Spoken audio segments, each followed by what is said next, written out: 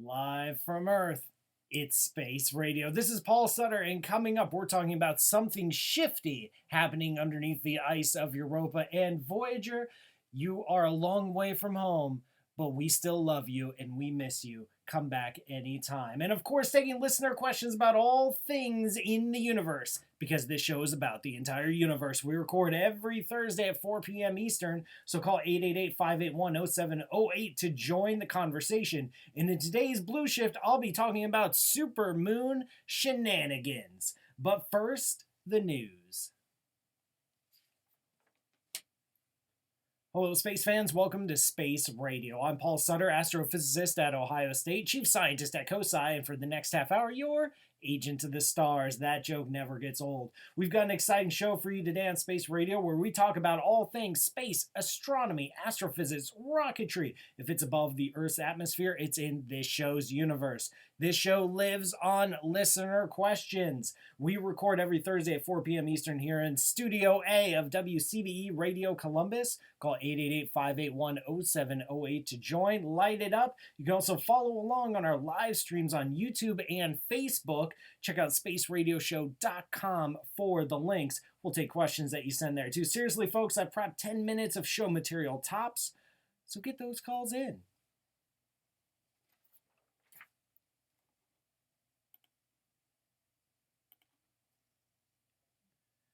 Before I start taking calls, I wanted to share some interesting bits of news I caught recently. But first, before I even get to the news, there was a comment in the YouTube live stream that I just have to call out. A certain listener says, what is the difference? Asked a rhetorical question. What is the difference between space radio and a black hole? The answer is none. They both suck. And wow, that hurt me pretty hard. But then they put, just kidding, big fan. So thank you so much for giving me a heart attack right before we go live, but recovering and making my day. Thanks for making my day. I really appreciate that. Now, the news I wanted to get into today is all about Europa. Europa, it's a moon of Jupiter. It's the second moon of Jupiter. It's about the size of our moon. And just something about Europa makes me excited. Like a kid. Like a kid, the morning of Christmas, you know that moment when you wake up and you know that Santa came and you know there's presents under the tree, but you're about ready to get down there. And it's just, I try not to get overexcited about Europa because Europa is a potential home for life. Who knew? Who would have guessed that this frozen ice ball moon in the outer solar system orbiting Jupiter might be a home for life? Here's the deal. Europa is encased in 100 kilometers of literally rock hard ice. Okay, in the vacuum of space, water ice is rock hard. Underneath that shell of ice is a liquid water ocean. I am not joking.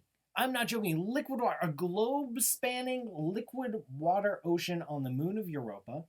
It's powered by tidal flexing.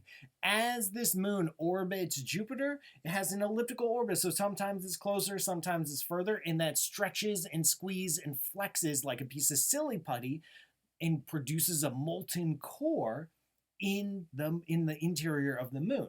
So you've got a molten core and lots of water.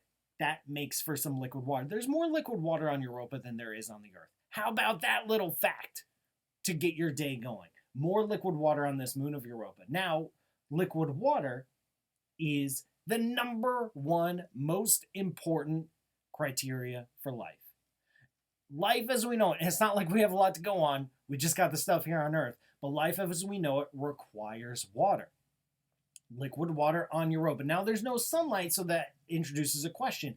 If there's any creatures, if there's any like space whales swimming through, or space jellyfish swimming through the oceans of Europa, how do they get fed? How they eat? What do they eat? Well, there's lots of organic material dusting the surface of Europa, and we've known for a long time, or we've suspected for a long time, that the ice shell of Europa is not one solid crust, but it's broken into pieces like tectonic plates, and they rub up against each other and they shift, and they also slide underneath one of each other, just like the tectonic plates on Earth do.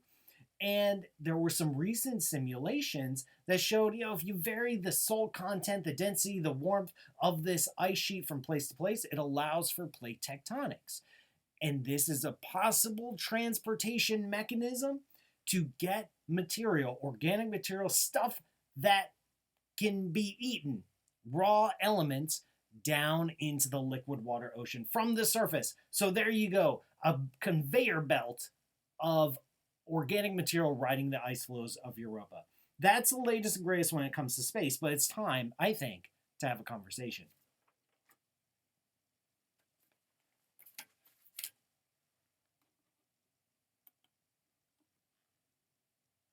All right, we've got a caller. Hey, Alan, thanks for calling Space Radio. Where on earth are you? Oh, well, yeah, speak for yourself. I mean, we don't know exactly where Studio A of WCBE Columbus is located. I know I say Columbus, but it could be somewhere else. Maybe I'm in orbit. I don't know. I'm not going to presume, but thanks so much for calling, Alan. What are you curious about today?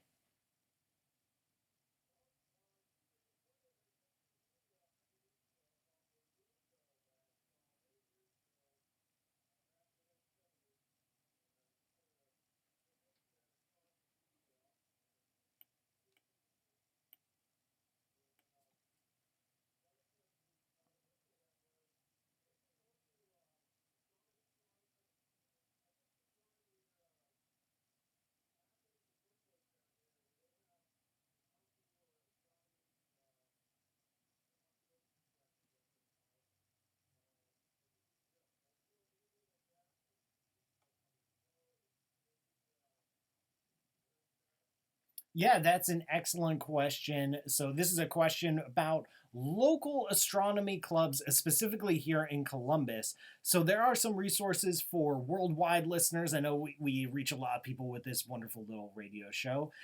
If you're interested, just type in the name of your town in the search engine of your choice, type in the name of your town and then astronomy club, and you will get your local astronomy club. Like Columbus has the Columbus Astronomical Society.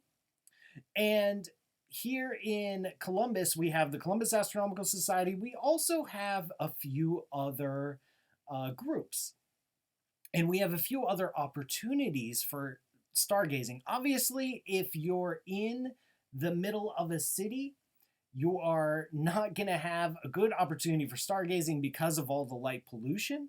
So you need to get out of the city. And so you can always just drive about an hour out, find yourself in a cornfield, and you're going to get some pretty decent skies. But there are some parts of Ohio specifically that are darker than normal. And you can actually search for dark sky maps where they map out the local level of light pollution in an area. So it's like a Google map. It's like a map of the Earth, but gives you the local level of light pollution. So you know if you're in a dark patch, if you're in a polluted patch. And building off of that, excuse me, building off of that, the International Dark Sky Organization has designated certain levels of darkness. So you get an area can get certified to be relatively dark or darker than normal. And these are classified as dark sky communities. These are communities that are committed to reducing nighttime light usage. There are dark sky preserves. There's all sorts of classifications. There's dozens and dozens of sites all around the world.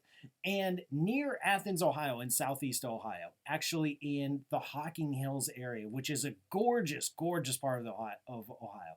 I'm not in any way affiliated with Hocking Hills Tourism Board, but if you are listening and you're considering a trip to Ohio, because that happens, if you want to come to Ohio, you want to give a shot at Hocking Hills. It's a gorgeous, beautiful, natural area, lots of parks, lots of recreation, and they are working towards dark sky designation. I believe they're able to get up to silver status, which is pretty decent because the hills of the Hocking Hills themselves block the lights of the city of Columbus and Cincinnati and Athens and all the local smaller towns like Logan, Ohio. It is relatively dark, and they are building right now, as I speak, an observatory embedded in the Hocking Hills. And it's a daytime park where you can learn about astronomy, and learn about the paths of the planets and how the solstices and equinoxes work. And it's also going to host a real observatory, a domed observatory with a big, giant, massive telescope that will be dedicated towards public use, towards public outreach. So they're going to staff it. They're going to have people there every night, presumably only in the spring and summer and early fall when it's like not bitterly cold outside. But they are going to be out there ready to answer, ready to give star tours in one of these little pockets that, just due to geography and where the nearby cities are, is one of the darkest spots in Ohio. So that's actually in the Hocking Hills. Thank you so much for that excellent question, Alan. If you are not in Columbus or not in Ohio and don't have access to the Hocking Hills, look up dark sky preserves, dark sky communities in your local area. Perhaps you can even consider becoming a dark sky preserve or working with your local government and industry leaders to get dark sky certification, because it's something that's worth preserving. I think so. Thank you so much, Alan. We're going to take a quick break. Don't forget to call 888-581-0708 to join the conversation or catch the live streams on YouTube and Facebook. Visit spaceradioshow.com. I'm Paul Sutter. This is Space Radio, and this show is brought to you by you. Visit patreon.com/PMSutter to learn how you can keep this show going. See you after the break. And Greg, we are getting complaints that the live stream can't hear the caller, which is odd because I hear the caller just fine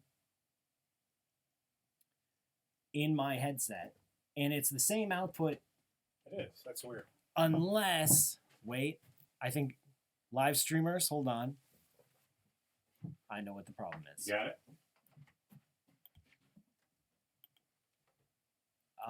Okay, live streamers, for some reason, it's not taking the microphone output here. It's taking the computer microphone up here. So you're just hearing me in the room. You're not actually hearing the actual produce. Sorry about that, folks. I can't change it midstream because it requires restarting the software. It's a total, I screwed up.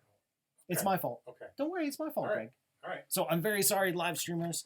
I'll try to not do it next week. Thank you for your patience.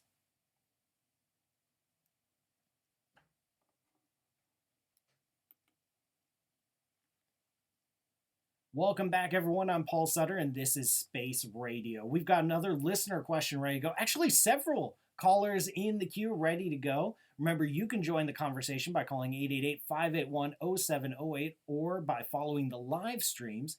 Check out spaceradioshow.com for all the links. An interesting question came up on the YouTube live stream from War Dog Computer Service. Okay, we'll take it. You get to make the name that you want to make. War Dog Computer Mr. Service says, Dr. Sutter, loved the show. If you were to converse with a flat earther, what do you think are one of the best one or two pieces of evidence showing that the earth is round? Let me pontificate about this whole flat earth thing. You may have heard there's a group of people that are advocating that, hey, maybe the earth is flat. Well, here's the thing. The earth's not flat, and we've known this for like thousands of years. It's a really old experiment you can do to demonstrate that the earth really is round. And I suspect, I have the sneaking suspicion, bear with me here, that the people who advocate for flat earth theory or flat earth ideas are a good percentage of them just joking around, and another good percentage of them are just doing it because it's sticking it to the man, to the system, which makes me the man, which makes me the system, which I guess I'm all right with that. And they're just doing it for fun, to get a rise out of people. And then maybe there's a small, tiny percentage that actually believe it, and for whatever reason, because they'll believe anything. And I think that's what's going on. And I think it's one of these things where the more attention you give to flat earthers, the more they enjoy it, the more they get a kick out of it, and the more people are going to join into the movement because it looks controversial and it looks fun. It looks like it's fun to just stick it to the man. But of course, the evidence for round Earth is so overwhelmingly overwhelming, right? All you have to do is go to a coast. Go to a coast and watch a ship move in a straight line away from you. It doesn't just get smaller and smaller, it disappears over the horizon. The only way that could work is if the Earth is round. The Earth is curved. And over 2,000 years ago, a very smart Greek dude named Eratosthenes, Greeks not the best people for making easy to pronounce names in English, Eratosthenes not only figured out the Earth was round, he knew the Earth was round, he actually computed the circumference of the Earth using a very simple geometric measurement.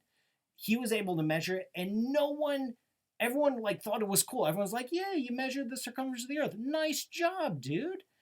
But no one said, hey, wait a minute, I thought the Earth was flat, because no one thought the Earth was flat.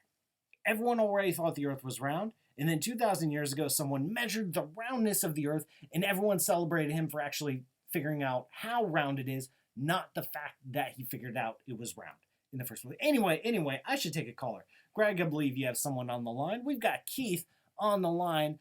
Where on earth are you, Keith? All right, calling in from Kentucky. Thank you so much. What are you curious about today?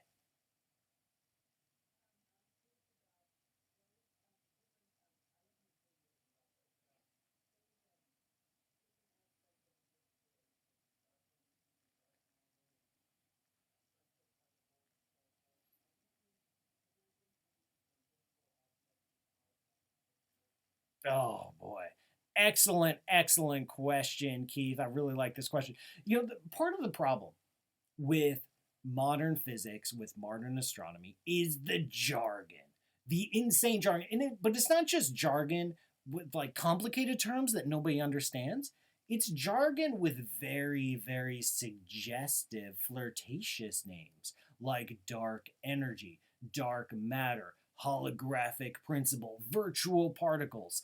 And you get the impression that there's this hidden world right around us. I'm waving my hands around. I know you can't see that on the radio, but I hope you get the impression. Like right around this, there's like this shadow dimension, or flip side, or upside down. That pop culture reference. There you go.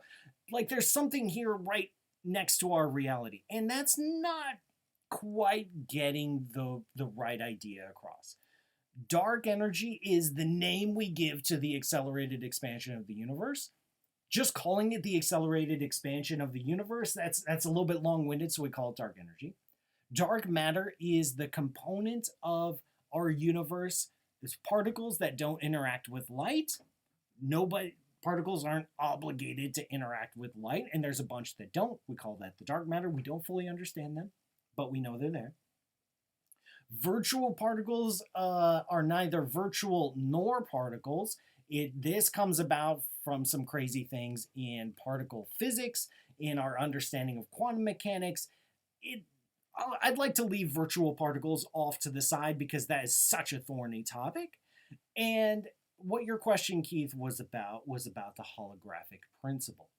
The holographic principle is this topic that arises in very theoretical physics, very theoretical cosmology. And in the holographic principle, we have a problem in physics. The problem is we don't fully understand gravity. We wish we did. We really wish that Einstein was the last word, and that was it. That general relativity, our current conception of gravity, was just all we needed to know, and that'd be it. But we don't. Quantum mechanics and general relativity disagree about the fundamental nature of reality. We know that general relativity is incomplete.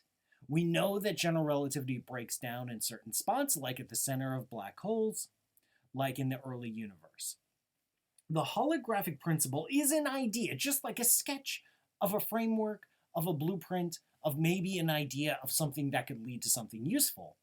And that idea is that, hey, we live in a 3 spatial dimension universe with gravity, and we don't understand gravity. There are some mathematical games you can play where you can switch from 3 dimensions to 2 dimensions, And when you play those mathematical games, the hard problem of gravity might go away and it might be replaced with an easier mathematical problem. So that in order to understand gravity in our three dimensions of the universe, you translate to two dimensions, you solve some easier math problems there, then you translate back to our three-dimensional universe and you can make predictions about gravity. That is the shortest way I can explain the holographic principle. It's a mathematical trick. It's a mathematical trick, a technique for making some difficult problems slightly easier. That's it. It doesn't say we live in a hologram. It doesn't say we live in a simulation. It doesn't imply anything bigger about the nature of reality or that there's hidden or underneath dimensions or anything like that. It's just a mathematical trick to help us understand gravity, and we don't even know if it works. It's just a raw idea. So thank you, Keith, for opening up that gigantic can of worms.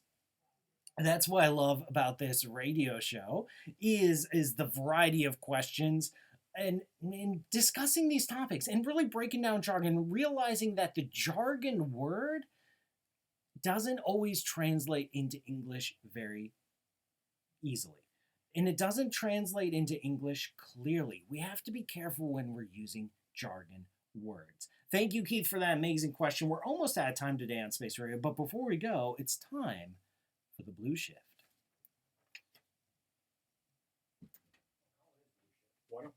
Are you going to go to Colin, or should we go to him and we could always bank that for a later show? Oh, the next caller? Yeah. We'll do it quick. Okay. We'll do it quick and we'll include it in the Blue Shift. Okay.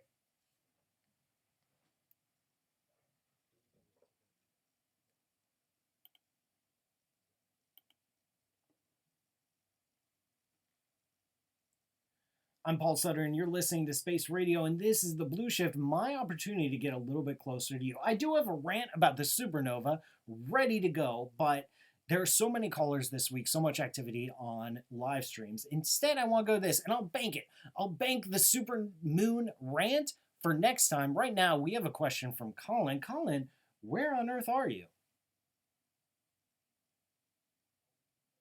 Auburn, New York. Thank you so much for calling in. What are you curious about?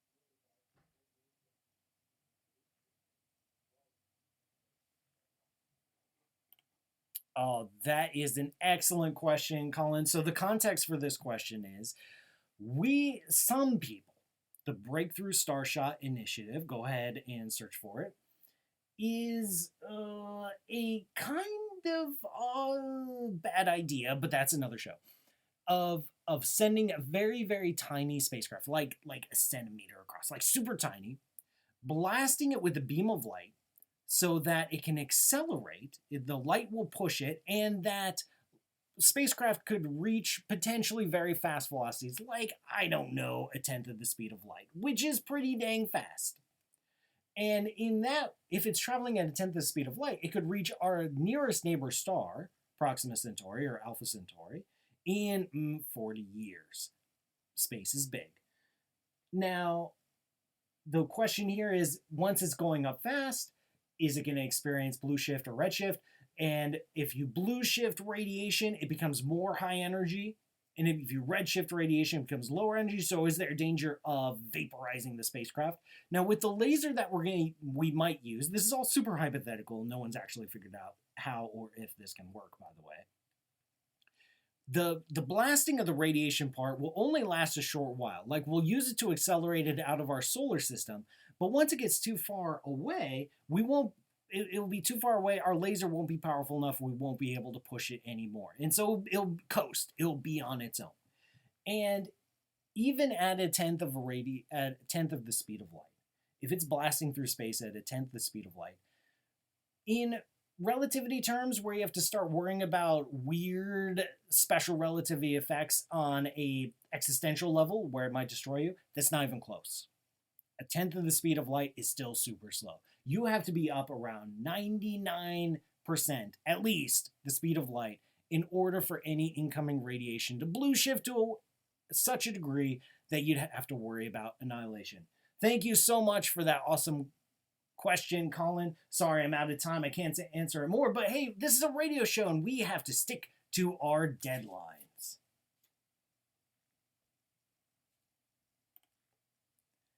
And unfortunately, this broadcast is almost done. Thank you for joining me on this voyage of space radio. Once again, I'm Paul Sutter, and this show is brought to you by the Ohio State University Department of Astronomy. Learn more at astronomy.osu.edu. It's also brought to you by you. Visit patreon.com/pmsutter to learn how you can contribute. Thanks to Greg Moebius for producing, Dan Mashalko for being awesome, and all the fine crew at WCBE Radio for making this show possible. We record every Thursday at 4 p.m. Eastern. Call 888-581-0708 to join, or catch the Facebook and YouTube live streams. Go to spaceradioshow.com. I'm Paul Sutter. You can find me on Twitter and Facebook and Instagram at PaulMattSutter. And of course, thank you for the amazing questions. Thank you for listening.